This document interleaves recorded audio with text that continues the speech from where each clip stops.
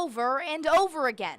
Since March, the West Lubbock porch thief has popped up on surveillance cameras, swiping UPS deliveries and getting away with it. We had already been made aware by local media, you specifically, that there were some incidents. LPD's search for the doorstep bandit came up empty for months until Friday, when our cameras were rolling as we noticed a vehicle that looked a lot like the one caught on camera. We followed the car into a nearby parking lot and called police, who eventually stopped the car and cited the 14-year-old driver and then let her go. This girl was pulled over the first time, and the officer came back to me and said, she's 14 years old, it's not her.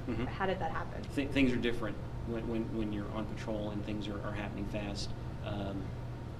We as a department may have missed something.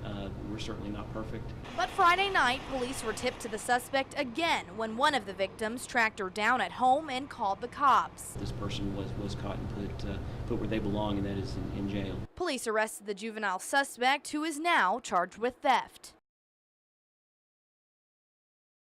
We've been without power since, what, 1 o'clock in the morning, 12 last night. We've been with no power. We've been sleeping in 4-degree weather. Residents at the Hickory Tree Apartments on 16th Street and Avenue Q says trying to sleep in these bone-chilling weather conditions without power has been nearly impossible. We had to sleep with 3 jackets on. I have 2 under.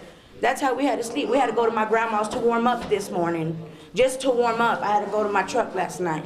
That's ridiculous. Sleeping in these cold temperatures without power is hard enough, but residents like Colleen Johnson say having power means life or death. I'm on oxygen and stuff, and that's very important to me, you know, because I can die. Johnson says they were trying to get a hold of management to tell them about the situation. We just called them and they said that they're going to send some people out here, but they ain't doing nothing. The maintenance man said he couldn't do nothing. There was nothing he could do. And after KCBD took cameras inside and talked to these residents, power and heat was restored around 3:30 Saturday afternoon. Christy, DPS troopers were still on the scene around 4 this afternoon, sorting through the wreckage and continuing to piece together exactly what caused the accident. DPS cars lined a half-mile stretch of Highway 62. The east and westbound lanes were closed as troopers surrounded the 2 vehicles involved.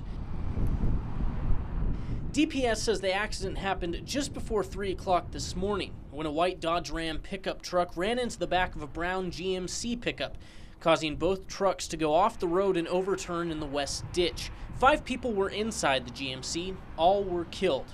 They were 26-year-old Luis Valenzuela of Sherman, Texas, Romulo Molina and David Dominguez Juarez of Mexico, 35-year-old Isabel de la Cerda of Sherman, Texas, and 31-year-old Juan Carlos Enriquez Mendoza of Mexico. 4 of the 5 were not wearing a seatbelt and were thrown from the vehicle. DPS says 2 people were inside the Dodge truck, Romero Aguilar and Ramon Aguilar of Seagraves.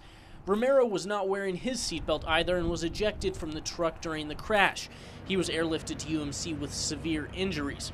Ramon was the driver. He left the scene of the crash and was later located by DPS troopers in Seagraves and taken to the hospital in Brownfield. Troopers suspect that alcohol may have been a factor in the accident. Charges from the crash are still pending.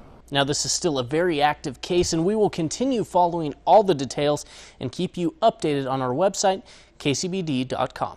Christy?